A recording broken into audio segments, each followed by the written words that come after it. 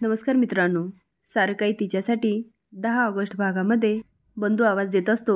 डुग्गू, झाली का तुझी तयारी? अरे मी ग्रामपंचायतीत चाललोय. जाता जाता तुला पण सोडून देतो. मंजू म्हणते, अहो हा घ्या डबा, सावंतांना द्या आणि येताना भाजी घेऊन या. तेवढ्यात ओवी आणि शिनू येतात. एका बाजूने कांता पण येतो. मंजू म्हणते, काय रे शिनू, कुठे निघालात? शिनू म्हणतो, काय नाही, ते डॉक्टरांकडे जाऊन येतो. मंजू म्हणते, काय? कांता म्हणतो, अरे आत्ताच तुला ओवीने औषध दिलं ना? त्याच्या डोक्याला हात लावत म्हणतो, ताप पण नाही, मग कशाला चालला डॉक्टरांकडे? तेवढ्यात चारू येते आणि म्हणते, तेच म्हणते मी, काय गरज आहे डॉक्टरांकडे जायची? नाही म्हणजे त्याला आता बरं वाटतं ना? ओवी म्हणते, नाही नाही, आहे ना गरज. नाही म्हणजे दादांनी औषध दिलं आहे, पण मला असं वाटतं डॉक्टरांचा पण सल्ला घ्यावा. दादा म्हणाले श्रीनिवासचे रिपोर्ट पण चांगले आले, पण डॉक्टरांना भेटणं कधी पण बेटर ना? बंधू म्हणतो, नाही नाही, दादांनी सांगितलं ना, मग जा शिनू तू. ओवी म्हणते, नाही नाही, दादांनी नाही सांगितलं. दादा म्हणाले श्रीनिवास ओके, पण मला असं वाटतं एकदा डॉक्टरांकडे जावं. कांता म्हणतो, शिनू, ओवी बरोबर बोलते, चल मी पण येतो. आता मात्र शिनू आणि चारू घाबरतात. शिनू म्हणतो, बाबा त्याची काही गरज नाही, आम्ही जातो ना. ओवी म्हणते, काका चारू आहे ना त्याच्याबरोबर, आणि तसं पण ती इथे त्याची काळजी घेण्यासाठीच आली. कांता मनात म्हणतो, नाही नाही, या मुलीवर मी विश्वास नाही करू शकत. शिनू, तू काही जरी म्हटला ना, मी येणार तुमच्याबरोबर. चला आता. ते तिघं जायला लागतात. तेवढ्यात बंधू म्हणतो, भाऊजी, ते तुमच्या जमिनीच्या कागदपत्राचं काम झालं का? कांता म्हणतो, नाही ना अजून, आजच जायचं आहे. बंधू म्हणतो, मी ग्रामपंचायतमध्येच चाललो, चला माझ्याबरोबर. म्हणजे कसं आपण ते काम करून टाकूया. आता कांता विचारात पडतो. शिनू म्हणतो, बाबा तुम्ही जा. कांता मनात म्हणतो, माझं लेकरू, या मुलीवर माझा अजिबात विश्वास नाही, पण काय करणार, हे काम पण महत्त्वाचं आहे. बरं शिनू, तुम्ही जा आणि डॉक्टर काय म्हणतात ते मला सांगा. आता चारू आणि शिनू डॉक्टरांकडे पोहोचतात. डॉक्टर चारूला म्हणतात, काय होतंय? ते म्हणते, मळमळल्यासारखं आणि कोरड्या उलट्या. तेवढ्या डॉक्टरांच्या मोबाईलवर एक मेसेज येतो. ते शिनूला म्हणतात, तुम्ही जरा बाहेर बसता का? मी यांचं चेकअप करतो आणि तुम्हाला बोलवतो.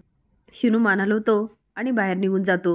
डॉक्टर ओरडतात, नर्स या जरा, यांचं चेकअप करायचं आहे. आता चेकअप करून येतात आणि शिनूला बोलवतात.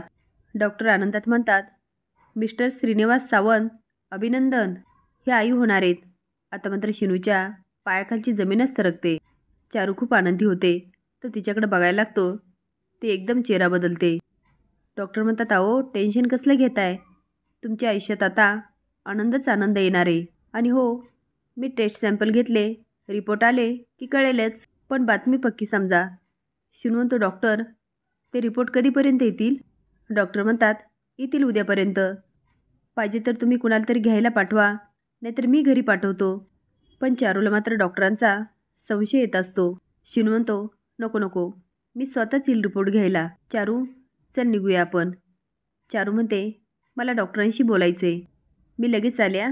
शिनू बाहेर जातो. चारू म्हणते, हे काय चाललंय? तुम्ही जे सांगितलं ना ते खोटं आहे. मग असं का सांगितलं?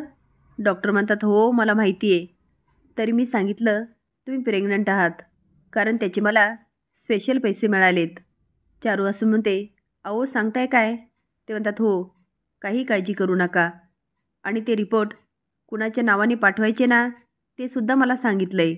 ओके. चारू हसून म्हणते, वा वा, थँक्यू डॉक्टर, आणि हात मिळवते आणि मनात म्हणते, वा मेघनांटी वा, मानलं तुम्हाला, खरंच तुम्ही ग्रेट आहात. दोघं रस्त्याने चाललेले असतात. चारू म्हणते, डॉक्टरांकडे जाण्याआधी थोडी आशा होती, ती पण आता मावळली. आता काही दिवसांनी रिपोर्ट पण येतील. मी जर खरंच प्रेग्नंट असेल तर काय करायचं आपण? तू तुझ्या घरच्यांना काय तोड दाखवशील? हे बघ, मी तुला अजून पण सांगते, माझ्याबरोबर लग्न करायचा तू हट्ट सोडून दे. मी आजच्याच इकडनं निघून जाते. श्रीनू, तू खुश राहशील. माझा विषय सोड. शिनू म्हणतो, आणि मग काय करशील तू? जीव देशील ना? तेव्हा सगळ्यांना कळेलच की. ती नाही शिनू, तू चुकीचा विचार करतो. तेव्हा मी एकटी होते तेव्हा ठीक होतं, पण आता माझ्या पोटामध्ये तुझ्या प्रेमाची निशाणी वाढते. त्यामुळे मी आता तुझ्यापासून खूप लांब निघून जाईल. मोलमजुरी करेल आणि बाळाला शिकवेल, खूप मोठं करेल. तू नसला ना तरी त्या बाळामध्ये मी तुला बघेल. तुझ्यावर जेवढं प्रेम केलं ना, त्याहून जास्त प्रेम मी या बाळावर करेल. आई म्हणून हे बघ, मी तुला माझ्यापासून मोकळं करते. तुला या बाळाची जबाबदारी घ्यायची काही गरज नाही आहे. तो चारू शांत हो. तू कुठेही जाणार नाही आहेस. हे बघ, लवकरात लवकरचा मुहूर्त बघून आपल्याला आता लग्न करायला पाहिजे. ते मग साध्या पद्धतीने का होईना. मी तुला आता एकटीला नाही सोडू शकत. ह्या सगळ्या गोष्टी आता मला मान्य करायला हव्यात. तो पुढे जातो. चारू मनात म्हणते, वा वा वा, आधी मी याच्या मागे लागले होते, आता हा माझ्या मागे लागलाय. मेहनत फळाला आली तुझी चारू. बेडरूममध्ये जाते आणि हसत म्हणते, ओवी आता मजा येणार. नाही, बरंच झालं तू शिनूला मला डॉक्टरांकडे घेऊन जायला लावलं. दात खाऊन म्हणते, तुझा होर स्मार्टपणा चांगलाच बाहेर पडेल. पोटाला हात लावत म्हणते, माझं पुढचं काम खूप म्हणजे खूप सोपं होईल. आणि मोठ्याने हसायला लागते. इकडे ओवी सारखी फोन करते. उमा म्हणते, ओवी अगं काय झालंय? ओवी म्हणते, काहीच नाही मावशी. ती म्हणते, ओवी मी तुला चांगलंच ओळखते, तुला खोटं नाही बोलता येत. पण ओवी मात्र मनात विचार करत असते, चारूचे रिपोर्ट आले ना, ती खोटं बोलते हे तरी सिद्ध होईल. पुढे काय करायचं याचा विचार पण करता आला असता. हा श्रीनिवास फोन पण उचलत नाहीये. उमा म्हणते, ओवी अगं कुठे हरवलीस? दोघींचं बोलणं रघुनाथ ऐकत असतो आणि म्हणतो, ओवी जा शिनूला बघून ये. ती म्हणते, ठीक आहे दादा. ती गेल्यानंतर रघुनाथ म्हणतो, शिनू खूप नशिबाने त्याला ओवीसारखी प्रेम करणारी मुलगी मिळाली. पण त्याला त्याचं काहीच नाही.